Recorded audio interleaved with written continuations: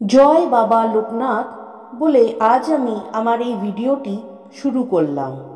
বন্ধুরা, আশা করছি আপনারা সুস্থ এবং ভালো আছেন। আপনারাও যদি বাবা লোকনাথের ভক্ত হয়ে থাকেন তাহলে কমেন্ট বক্সে জয় বাবা লোকনাথ লিখতে ভুলবেন না। আজও আমরা সমস্যায় পড়লে বাবা লোকনাথের একটি বাণী স্মরণ করি। লোকনাথ বাবা বলে গিয়েছিলেন, রণে বনে জঙ্গলে যখনই বিপদে পড়বে আমাকে স্মরণ করিও, আমি রক্ষা করিব। লোকনাথ বাবার এই বাণীকে সম্বল করে আমরা কঠিন পরিস্থিতির মোকাবিলা করে এগিয়ে চলেছি। বাবা লোকনাথ শ্রীকৃষ্ণের জন্মতিথি জন্ম অষ্টমীতে ইংরেজির 31শে আগস্ট 1730 খ্রিস্টাব্দে আর বাংলার 25শে শ্রাবণ 1137-এ জন্মগ্রহণ করেছিলেন। যশোর জেলা বর্তমানে পশ্চিমবঙ্গের উত্তর 24 পরগনা জেলার বারাসাত মহকুমার অন্তর্গত চাকলা গ্রামে লোকনাথ বাবার জন্ম হয়েছিল। তার পিতার নাম ছিল রামনারায়ণ এবং মায়ের নাম ছিল কমলা দেবী। পিতামাতার চতুর্থ সন্তান ছিলেন তিনি। এই সময় মাত্র 11 বছর বয়সে তাকে উপনয়ন করিয়ে পাশের গ্রামে ভগবান গাঙ্গুলির হাতে সন্ন্যাসের জন্য তুলে দেওয়া হয়েছিল। তার বাল্যবন্ধু ছিল বেণীমাধব। অনেকেই তাকে শিবের অবতার বলে মনে করেন।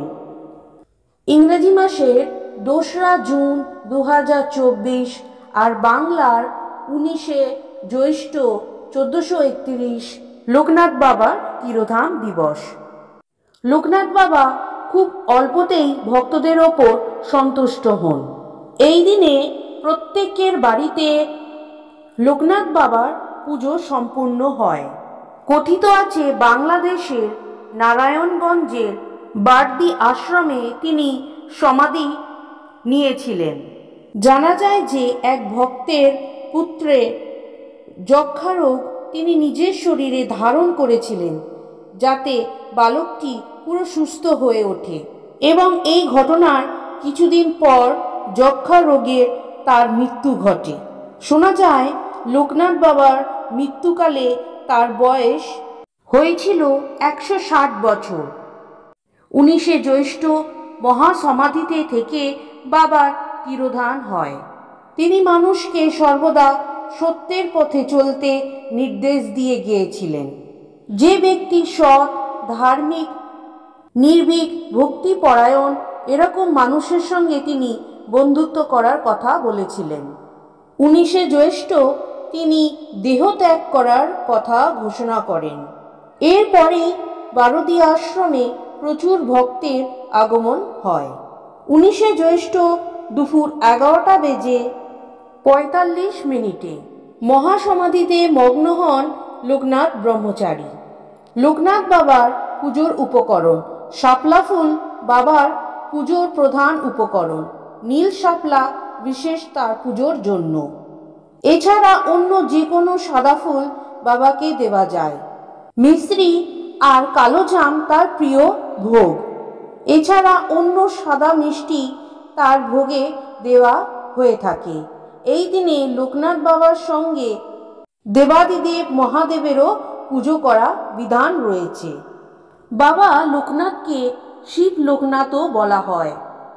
নিজের উপদেশের মাধ্যমে বহু যুগ ধরে জগৎ সংসারকে সমৃদ্ধ করছেন বাবা লোকনাথ।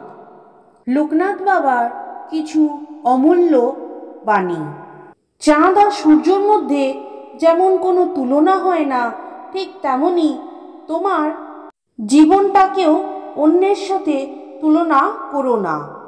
যার যখন সময় আসবে সে তখনই জ্বলে উঠবে। তোরা আমার চরণ ধরিস না, তোরা আমার আচরণ ধর। যে কাজের দ্বারা তুমি নিজেই পাপগ্রস্ত হও তাই পাপ কাজ।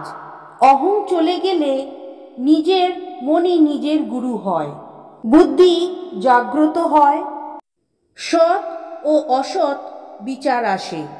সব কামনা বাসনা মূলেই তো সে পরম প্রভু বসে আছেন। চাওয়া পাওয়া সবই তার খেলা, তিনি ছাড়া বিশ্ব সংসারে দ্বিতীয় বলে কিছু নেই।